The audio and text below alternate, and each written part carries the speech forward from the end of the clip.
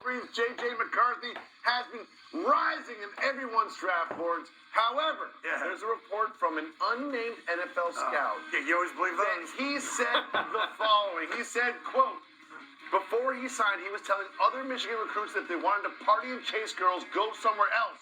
His class was going to be the one that restored Michigan. To have that mentality to actually go and achieve it, he's different. Craig, question for you. If you heard that a quarterback you were going to draft told recruits that if they wanted to party and chase girls, they should go to a different college, would that make him go higher or lower on your draft? Well, lower. Thank you. That's how I feel too. Like, unless he was like, what is college for? If you like the BYU quarterback, I get it. I respect that. That's kind of BYU thing, right? No sex until marriage. So at least you're going there and you know what you're walking into.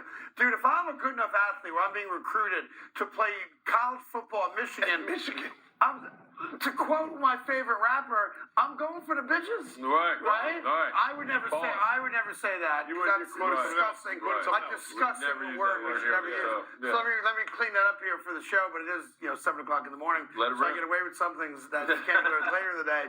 I would like to go there to play football, to win, and to get an education and a diploma. And if, oh, by the way, there are some very attractive young women from Oklahoma that came to school, I might take them out on a date. Look, JJ McCarthy, you didn't win your first couple of years. Obviously, you had great success in the last couple of years, and they own Ohio State now. There's a part of me that says I love it, because that dude's all about business, all about winning football games. But if you're an 18-year-old stud coming out of high school, and the dude that's eventually going to be, you assume on paper, the leader of your team and your starting quarterback, and that guy is not an all-in guy when it comes to off-the-field endeavors, that's a problem. Now, let me go to my main man, Willie Colomb.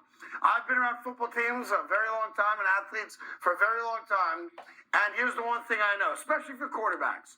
For a quarterback to really be viewed as a team leader, and you may not like hearing this, but it's the fact, you please double down on this, right?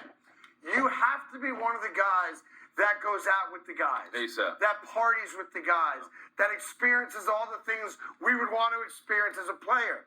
If you are the quarterback that doesn't do it, Carson Wentz, it becomes very hard for the other men to trust you, to follow you, and to be all in with you. Is that not fair? 100%. And it's not just about the part of you. Like, you don't have to do the extracurriculars, right? You don't have to do the stuff that's behind the curtain. But being with those guys in special moments, being able to communicate, taking the veil off, showing that you're human, and kind of letting the guys get to know you is extremely important. Yeah, and it's a tough thing for some kids because it's not who they are. But I'm telling you, I've done this a long enough time, and obviously covered and traveled with NFL teams. The quarterback that doesn't do it is either not the quarterback for very long, or the quarterback that guys whisper behind his back when things go south. Now look, if you're throwing 50 touchdowns and 5,000 yards, and you're not the guy going out partying, no one says boo. And there are those guys that exist also. Kirk Cousins.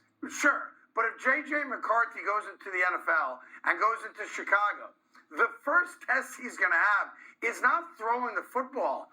It's amongst the veteran guys who are going to test the kid. And the test is going to be, we're going out, are you coming? And you're right. He doesn't have to sleep with strippers and get totally wasted.